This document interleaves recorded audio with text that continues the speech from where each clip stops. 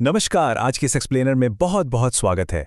हम एक ऐसी दुनिया में रहते हैं जो अजीब, अविश्वसनीय और रहस्यमयी चीज़ों से भरी पड़ी है। अक्सर जिन बातों को हम पूरी तरह समझ नहीं पाते, उनसे या तो हम डर जाते हैं या उन्हें सिरे से नकार देते हैं।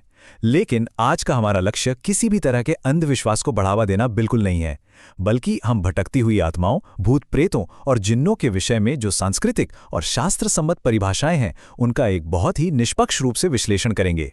तो चलिए इस रहस्यमयी दुनिया के पीछे के तार्किक और धार्मिक वर्गीकरण को डिकोड करते हैं। ठीक है, तो चलिए इसमें गहराई से उतरते हैं। अगर हम कुछ दशकों पहले की बात करें, तो विज्ञान ने इस प्रकार की आत्माओं या शक्तियों के अस्तित्व को पूरी तरह से खारिज कर दिया था। लेकिन दिलचस्प बात देखिए, अब विज्ञान भी धीरे धीरे इन घटनाओं को पूरी तरह नकारने के बजाय एक प्रकार की ऊर्जा या कह लीजिए एक दिव्य ऊर्जा के नजरिए से देखने लगा है। वहीं दूसरी तरफ अगर हम अपने शास्त्रों और धार्मिक ग्रंथों को देखें, तो वहां आत्माओं के विषय में विवरण बहुत ही स्पष्ट और सटीक हैं। इन दोनों अलग अलग दृष्टिकोणों को समझना ही इस पूरी अवधारणा की असली नींव है। आज हम क्या क्या कवर करने वाले हैं, एक नज़र इस रूपरेखा पर डालते हैं। हम इस विषय को बहुत ही तार्किक और सुव्यवस्थित तरीके से समझेंगे। शुरुआत करेंगे आत्मा और सूक्ष्म शरीर के बीच के अंतर से। फिर समझेंगे कि आखिर ये आत्माएं क्यों भटकती हैं। उसके बाद हम दुनिया भर में फैली मान्यताओं पर बात करेंगे और अंत में हम जिन्नों के अवधारणा और उनकी 5 विशिष्ट श्रेणियों का विस्तार से विश्लेषण करेंगे। तो सबसे पहले बात करते हैं भाग 1 की, आत्मा और सूक्ष्म शरीर, मानव अस्तित्व की ये दोहरी प्रकृति आखिर है क्या। और ये बात पूरी अवधारणा को बहुत ही शानदार तरीके से स्पष्ट करती है। हमारे ग्रंथों ने मानव शरीर की संरचना को काफी वैज्ञानिक ढंग से बांटा है। एक तरफ है हमारा स्थूल शरीर, यानी ये भौतिक शरीर जिसे हम वर्तमान में धारण किए हुए हैं। मृत्यु के समय ये पूरी तरह नष्ट हो जाता है, यहीं छूट जाता है। लेकिन दूसरी तरफ होता है सूक्ष्म शरीर। मृत्यु के बाद असल में यही सूक्ष्म शरीर बाहर निकलता है, और ये शरीर तब तक एक नया रूप, नया जन्म खोजता रहता है जब तक कि इसे मोक्ष या अंतिम मुक्ति नहीं मिल जाती। ये एक निरंतर चलने वाली प्रक्रिया है। अब इसी सूक्ष्म शरीर की यात्रा से भूत या प्रेत की परिभाषा निकलकर आती है। सच कहूं तो भूत प्रेत कोई काल्पनिक डरावना रूप नहीं है जैसा फिल्मों में दिखाते हैं, बल्कि ये उसी सूक्ष्म शरीर की एक अस्थायी और भटकती हुई अवस्था है। जब ये शरीर दूसरा जन्म लेने या मोक्ष पाने के इंतजार में होता है, तब वो इस असाधारण स्थिति में रहता है। अक्सर समाज में जो हम सुनते हैं ना कि किसी व्यक्ति पर कोई शक्ति आ गई है या माता आ गई है, वो वास्तव में इसी भटकते हुए सूक्ष्म शरीर की अभिव्यक्ति मात्र मानी जाती है। चलिए आगे बढ़ते हैं भाग 2 पर, आत्माएं क्यों भटकती हैं। इस आध्यात्मिक बेचैनी का मुख्य कारण क्या है। तो यहाँ सबसे अहम बात यह है कि हर सूक्ष्म शरीर इस धरती पर भटकने के लिए नहीं फंसता। शास्त्रों के अनुसार जब किसी व्यक्ति की अकाल मृत्यु होती है या किसी भारी हिंसा, अचानक हुई दुर्घटना या आत्महत्या जैसी वजहों से जान जाती है, तब उनकी आत्मा बेचैन हो जाती है और भटकने लगती है। लेकिन ध्यान देने वाली और सुकून की बात यह है कि ऐसा बहुत ही कम होता है कि इस प्रकार की आत्माएं हम जीवित मनुष्यों के सांसारिक कामों में दखल दें या हमें डराने का प्रयास करें। ये गतिविधियां सिर्फ बेहद असाधारण परिस्थितियों में ही होती हैं। इसलिए इन सूक्ष्म शरीरों से घबराने या डरने की कोई आवश्यकता नहीं है, बस इसे समझने की जरूरत है।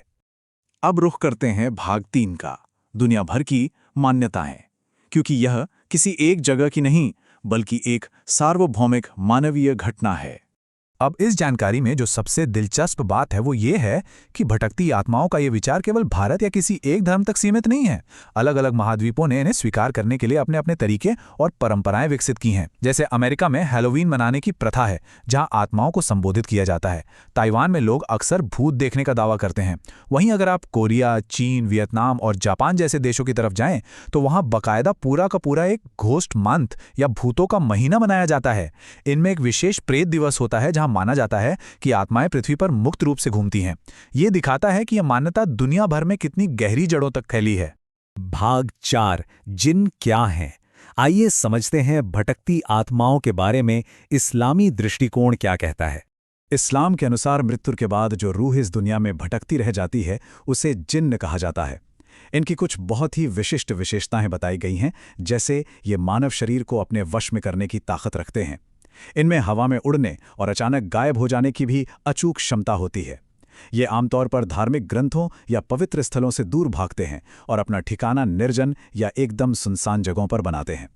मान्यताओं के अनुसार यद्यपि कुछ जिन्न इंसानों की मदद भी करते हैं, लेकिन परंपरा मानती है कि अधिकांश जिन्न इंसानों को नुकसान पहुंचाने वाले ही होते हैं।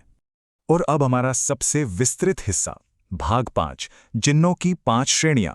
ये एक पूरा का पूरा धार्मिक वर्गीकरण है। चलिए आगे बढ़ते हैं और देखते हैं कि ये कैसे एक के बाद एक जुड़ता है। इस अलौकिक दुनिया को स्पष्टता से समझने के लिए इस्लामिक मान्यताओं में जिन्नों को 5 श्रेणियों में बांटा गया है।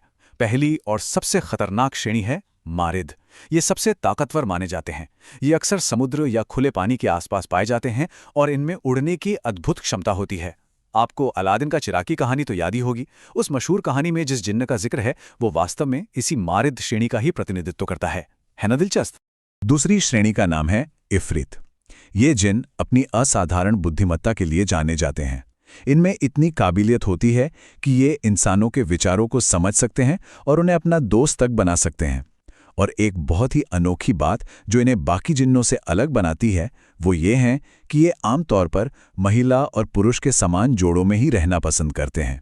इनका इंसानों के साथ बौद्धिक जुड़ाव बहुत गहरा हो सकता है। तीसरी श्रेणी बहुत ही विशिष्ट है, जिसे सिला कहा जाता है। सिला जिन्न विशेष रूप से केवल महिलाएं ही होती हैं। ऐसा माना जाता है कि जब किसी महिला की मृत्यु होती है, केवल उसके बाद ही इस प्रकार के जिन्न अस्तित्व में आते हैं। उत्पत्ति की इस बेहद खास शर्त के अलावा अलौकिक दुनिया में इन्हें अविश्वसनीय रूप से शक्तिशाली माना गया है। चौथी श्रेणी है घूल। इस प्रकार के जिन्नों को इंसानों के लिए अत्यधिक खतरनाक माना गया है। अगर हम ग्रंथों में दर्ज विवरणों की बात करें तो ये मुख्य रूप से कब्रिस्तान या मुर्दा घरों के आसपास निवास करते हैं। ये इंसानों का मांस खाने जैसी भयानक प्रवृत्तियों के लिए जाने जाते हैं, जो इन्हें इस वर्गीकरण की सबसे खूंखार और खतरनाक श्रेणी में रखता है। और अंत में 5वीं श्रेणी है वेताल। ये ऐसे जिन्न माने गए हैं जो खून पीकर जिंदा रहते हैं, लेकिन इनकी सबसे बड़ी और रहस्यमयी खासियत ये है कि इनमें भूतकाल और भविष्यकाल दोनों को स्पष्ट रूप से देखने की क्षमता होती है। आपने भारत के प्रसिद्ध विक्रम और बेताल की लोक कथाएं तो जरूर सुनी होंगी। वो कहानियां असल में इसी श्रेणी के जिन्न का एक शानदार उदाहरण है। समय के पार देखने की उनकी यह दृष्टि सच में उन्हें सबसे अलग बनाती है। तो आज के इस गहन एक्सप्लेनर से हमने देखा कि सिर्फ एक सूक्ष्म शरीर से लेकर जिन्नों की इन 5 श्रेणियों तक अलौकिक दुनिया का कितना विस्तृत, सुव्यवस्थित और जटिल वर्गीकरण हमारे ग्रंथों में मौजूद है।